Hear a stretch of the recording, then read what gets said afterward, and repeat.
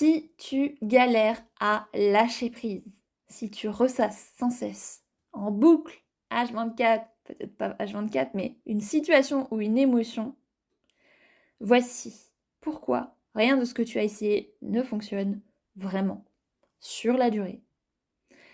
Je te partage aussi aujourd'hui ce qui m'aide, ce qui a aidé aussi les personnes que j'ai accompagnées à lâcher prise en profondeur sur les situations les plus difficiles et rapidement. Ready? Alors, pour commencer, avant de rentrer dans le vif du sujet, voici ce que beaucoup de gens font pour essayer de lâcher prise. Il y a manger ou boire pour compenser, pour anesthésier ce mal-être, pour remplir ce besoin, peut-être non comblé. Et bien sûr, ça va avec les conséquences, c'est-à-dire par exemple, on s'en veut, on se sent coupable, on grossit, ça peut nous causer aussi éventuellement des soucis de santé, etc.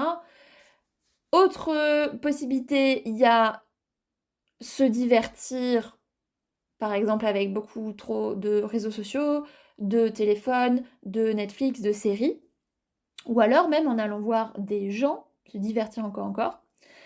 On se dit ouais, si je sors, ça va aller mieux. Ça peut, mais si on va pas vraiment processer l'émotion, ça peut aussi juste être un pansement à court terme. Et en fait, en arrière-plan, il y a toujours la plaie, entre guillemets. Et ça peut donc nous suivre encore plus longtemps, cette émotion. Et être encore plus désagréable, parce que plus ça nous suit, plus on en a marre. Aussi, il y a le fait de s'enfermer dans le travail, pour éviter de penser à ça. Ça peut même créer du burn-out, etc. Il y a aussi la technique d'éviter ou d'ignorer le problème, de faire comme s'il n'y en avait pas, de faire l'autruche. Mais, voilà, comme je vais vous parler tout à l'heure, souvent, ce à quoi on ne fait pas face, ce qu'on fuit, nous suit. Ou alors, ça peut même se somatiser dans notre corps, des fois.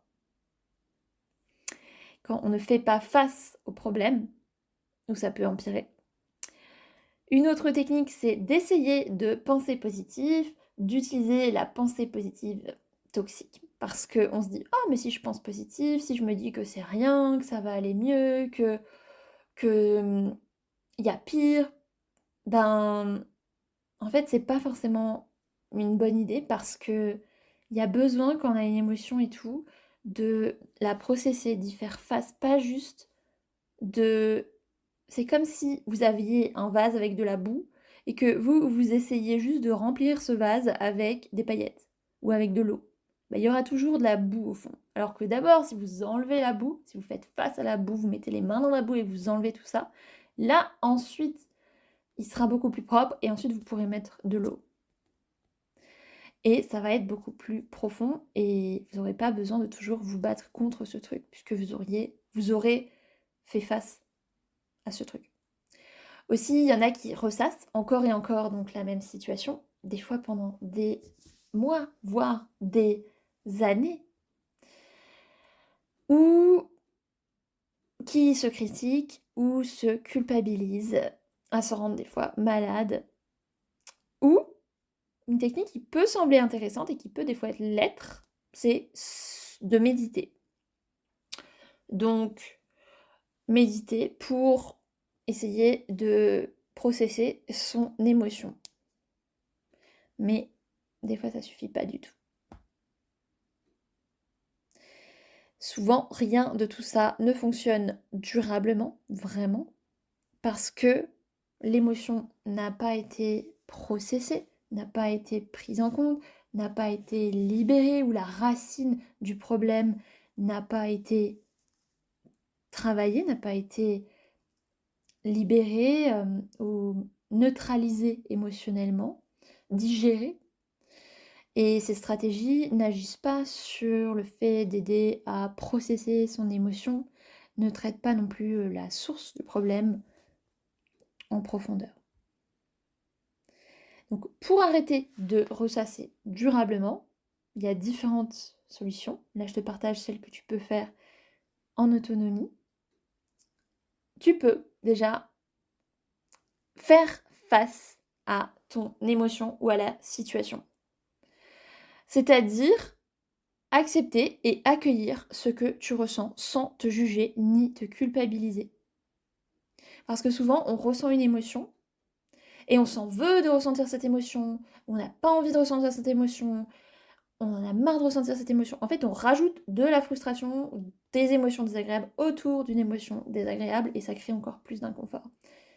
Alors que plus on accueille cette émotion, on se dit c'est ok de ressentir ça, là maintenant, même si je ressens ça, je ressens plein de bienveillance envers moi, j'accueille et je vais y faire face aussi.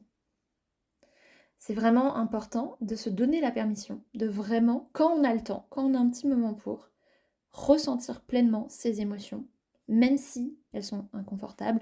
C'est en les traversant que tu pourras enfin commencer à les libérer.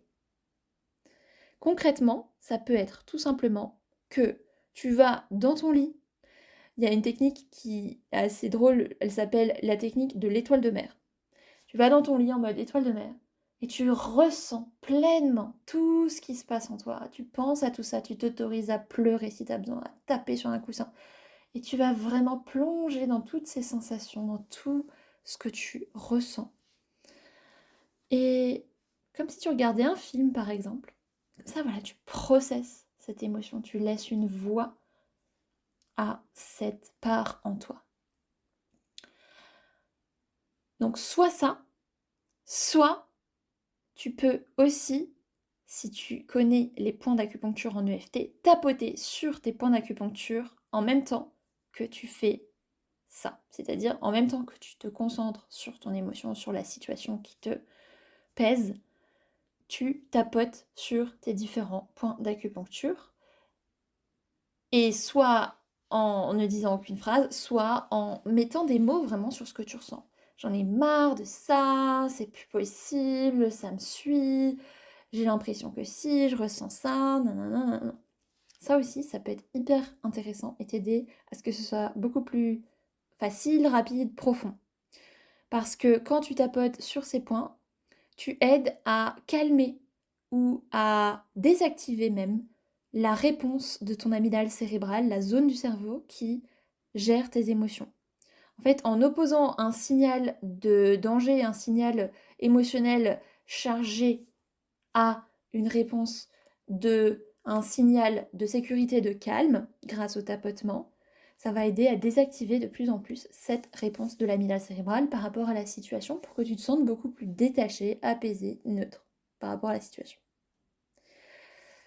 Et ça va aider aussi à faire baisser l'hormone du stress en toi, le cortisol, le fait de tapoter ces points. Et aussi, selon la psychologie énergétique, la cause de toutes les émotions envahissantes, c'est une perturbation du système énergétique corporel.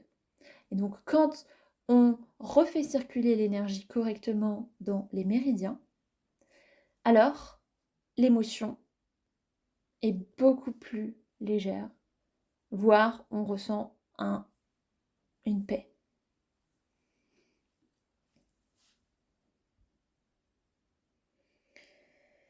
Tout ça pour dire que souvent, ce à quoi on fait face s'efface et ce qu'on fuit nous suit. Et que plus tu résistes, plus ça persiste, plus c'est inconfortable. Et plus tu te dis non, faut pas que je pense à ça, faut surtout pas que je ressente ça, plus en fait tu mets ton attention inconsciemment sur ça. Ton cerveau comprend pas la négation. Faut pas que je pense à ça, ne pense surtout pas à un éléphant rose, il va penser à un éléphant rose. Or que, et donc ça a tendance à te pourrir la vie si tu es en mode comme ça, en mode non, il faut pas que je pense à ça, il faut pas que je ressente ça, en fait tu vas le ressentir encore plus. Et plus aussi tu résistes, plus tu fuis l'émotion, etc., plus ça aura de risque aussi de se somatiser dans ton corps, c'est-à-dire de créer des symptômes comme par exemple des douleurs. On veut éviter ça, n'est-ce pas? Maintenant, cette technique, elle peut être très intéressante, mais des fois ça suffit pas du tout, parce que des fois c'est beaucoup plus profond que ça. Et des fois, par contre, avec cette technique, j'ai oublié de le dire, ça peut durer que 90 secondes pour que l'émotion se libère.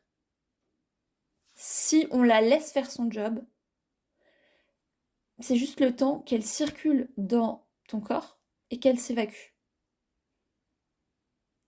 Mais si tu l'ignores ou que tu fais comme si elle n'existait pas, ou si tu la ressasses en boucle dans ta tête, ou si tu l'entretiens avec des pensées comme pourquoi ça m'arrive ou je devrais être plus fort, plus forte, là, elle peut te coller à la peau pendant des heures, des jours, voire des années. Donc, la moralité, c'est que plus tu l'accueilles directement, sans la fuir, plus vite elle se libérera, plus vite tu seras libéré. Ok ?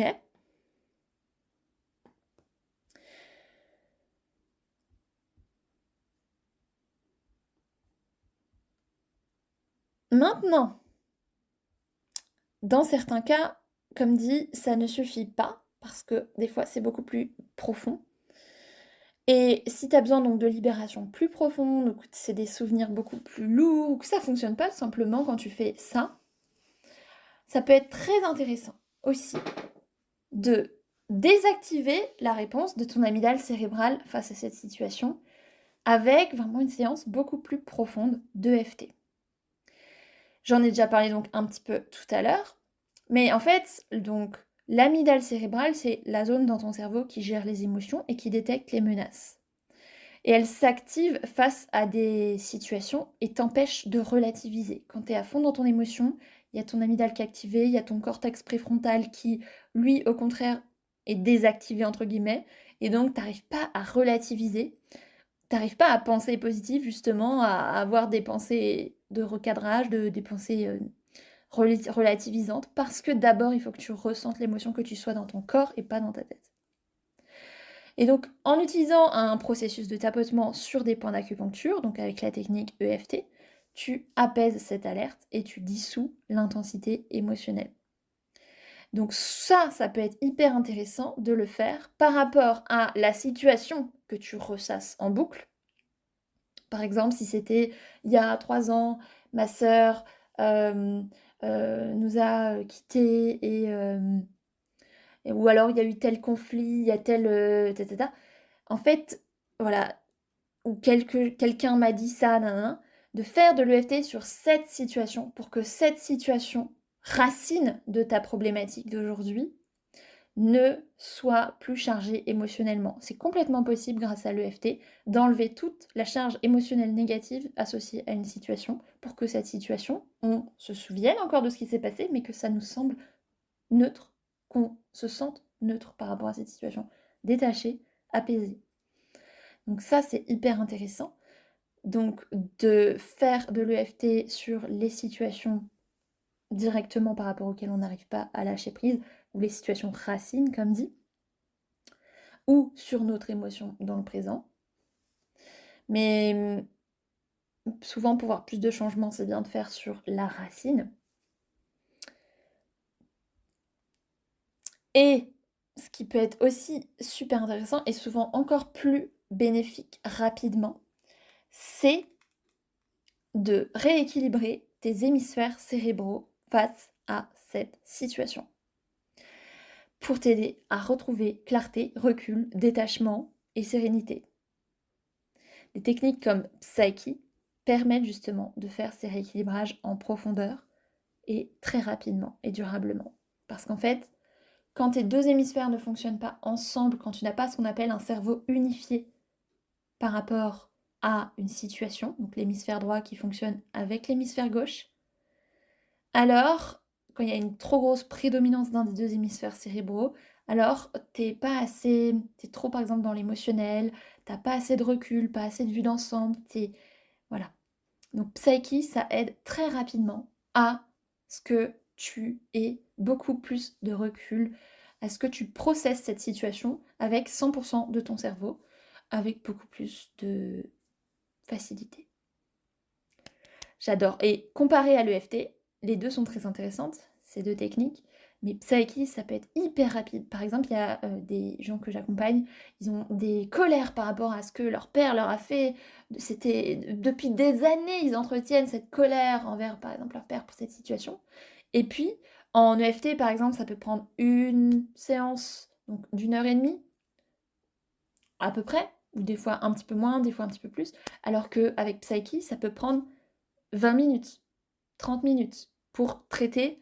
En fait, d'abord, on va voir, ok, quel est le souvenir, qu'est-ce que je voudrais à la place, me sentir détachée, machin, machin. Donc ça, si j'enlève ça, au moment où on fait les tests pour se connecter à l'esprit subconscient de la personne, pour voir quel croisement faire, parce que Psyche, c'est grâce à des croisements, pour équilibrer les deux hémisphères cérébraux, on fait des croisements avec les bras et les jambes.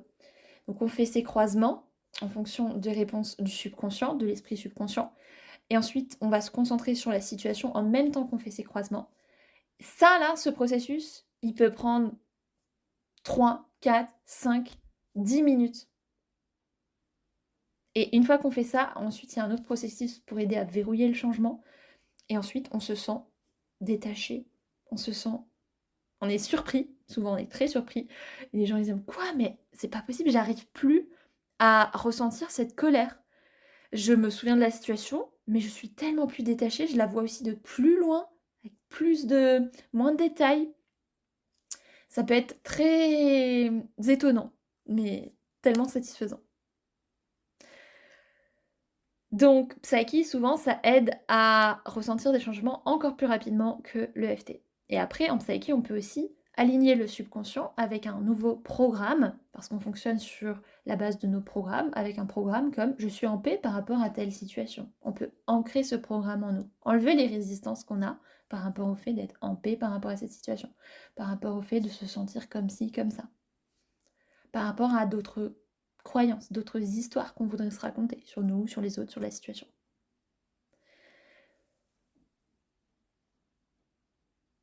Personnellement, grâce à ces outils, j'ai pu trouver la paix et l'acceptation face au décès de ma mère, libérer la tristesse envahissante, le surplus de tristesse, mes regrets et autres émotions. J'ai fait donc des séances en étant accompagnée, très peu honnêtement. J'en ai fait, je sais plus, peut-être 2. Et j'en ai fait surtout seule. C'est-à-dire que je me souviens, je m'autorisais, par exemple, j'étais en vacances quelques mois après son décès et je m'autorisais à pleurer, même quand c'était pas forcément les meilleurs lieux, et à faire de l'EFT au même moment. Je me souviens, j'étais même dans l'avion. Je rentrais de Barcelone et j'ai fait de l'EFT dans l'avion par rapport au fait de regarder ses messages, parce que ça me rendait hyper triste de revoir ses messages alors qu'elle était plus là et tout. En fait, c'était hyper intéressant parce que quand on est connecté à l'émotion, alors c'est là que c'est le plus intéressant de faire de l'EFT. Quand on ressent l'émotion, on active l'amygdale cérébrale. Alors que quand on ressent pas trop l'émotion, on peut pas autant désactiver la réponse de l'amygdale, vu qu'on l'active pas autant avant. Je sais pas si tu vois. Donc, par rapport au décès de ma mère, ça m'a beaucoup aidé. Et c'était, comme dit, j'en ai pas eu besoin de beaucoup. Aussi, et puis la tristesse, ça aide aussi, c'est libérer le surplus, mais d'en ressentir une certaine dose, c'est ok, c'est normal, ça aide à faire le deuil aussi, ça aide à passer à autre chose en fait. La tristesse, ça a une fonction aussi, ça aide à faire de la place pour du neuf. Par exemple, quand on vit une rupture aussi, c'est important de s'autoriser à être triste et à pleurer pendant un temps. Et après, par contre, quand on sent que c'est trop long ou trop, on peut se faire accompagner aussi grâce à ces techniques. Et voilà. Ça m'a aidé aussi, comme dit, ces outils à traverser des ruptures avec beaucoup plus de sérénité, à avancer beaucoup plus rapidement sans rester coincé dans la douleur, à pouvoir lâcher prise beaucoup plus facilement, à arrêter de ressasser par rapport à ça, ou à arrêter d'être dans la nostalgie par rapport à comment c'était avant, etc. Tous les moments qu'on a vécu, ce que j'aurais dû dire, pas dire, à relativiser, à être en paix par rapport aux ruptures. Et à accepter, apaiser d'autres souvenirs douloureux pour qu'ils arrêtent de me peser au quotidien. Et aussi, ça m'a aidé à me libérer de culpabilité, de peur profonde, de tristesse, de stress et de nombreux blocages pour ressentir un sentiment de légèreté et de bien-être à nouveau. C'est vrai que pour moi, c'est tellement normal maintenant de faire de l'EFT ou Psyche quand je ressens une émotion trop forte ou quand j'ai un blocage ou autre, mais pour plein de gens, ils savent pas comment faire. J'entendais une fois une vidéo d'une femme qui disait: «Ah, j'aimerais tellement qu'il y ait un bouton reset dans mon cerveau pour que j'arrête de cogiter comme ça par rapport aux situations, j'arrête de ressentir ces émotions, tout ça». Et bah oui, il y a un bouton reset qui est possible. On peut appuyer sur un bouton reset et c'est en faisant de l'EFT, en tapotant sur ces points d'acupuncture, en faisant le processus. C'est vraiment... Pour moi, ça me paraît presque normal maintenant, parce que ça fait longtemps que je suis formée à ça, ça fait plus de 5 ans. Mais oui, c'est vraiment un outil précieux que tout le monde devrait avoir sous la main au lieu de... Ça peut même être d'ailleurs, j'en ai pas parlé, mais la drogue aussi. Il y en a qui se droguent, etc. Pour fuir ces émotions, pour fuir ces situations, ou qu'on recourt à d'autres, à des addictions, ou même ça peut être... Enfin voilà, il y a d'autres conséquences par rapport à ça. Et grâce à ces techniques, en 1 ou 2 séances, des changements profonds sont vraiment possibles, déjà. Tu peux même des fois réussir à te sentir complètement neutre et détaché par rapport à un souvenir difficile en une seule séance. Avec l'EFT, avec Psyche, avec une autre technique à laquelle je suis en train de finir de me former qui s'appelle Emotion Code, qui est incroyable, encore plus rapide. Il n'y a pas besoin de thérapie interminable, il n'y a pas besoin de parler de sa problématique pendant 20 ans. Et parler de la problématique, ça peut aussi, dans certains cas, amplifier encore plus le problème, parce qu'on met encore plus d'attention dessus, on se concentre encore plus dessus, on ressasse encore, il s'est passé ça, il s'est passé ça. Ouais, mais bon, il s'est passé ça. Avoir conscience du problème et en parler, ça ne suffit pas forcément. Je dis pas que la thérapie, c'est pas intéressant, dans certains cas, ça peut l'être, mais dans certains autres cas, ça a ses limites aussi. Et pour vraiment pouvoir se libérer émotionnellement, rapidement, et ben, il y a des techniques qui sont très intéressantes. Donc voilà, c'était pour le petit partage du jour. Si tu es prête ou prêt à tourner la page toi aussi, enfin, tu peux regarder dans les liens de cet épisode, il y aura un lien pour réserver un appel gratuit de 15 minutes avec moi, qu'on discute de ta situation, sans engagement, que je te partage exactement comment je pourrais t'aider, si je pourrais t'aider, et que tu puisses me poser tes questions. Puis ça te fera aussi un soutien, c'est offert. Et tu peux aussi réserver ton accompagnement en cliquant sur le lien dans ma vidéo directement si tu as envie, si tu n'as pas de questions, si tu as hâte, si tu en as marre. Et voilà, j'espère que ça t'aura parlé. Je souhaite vraiment à tout le monde de découvrir et de pratiquer des techniques comme ça au lieu de se pourrir la vie pendant des années. Et je te dis, prends soin de toi et à bientôt.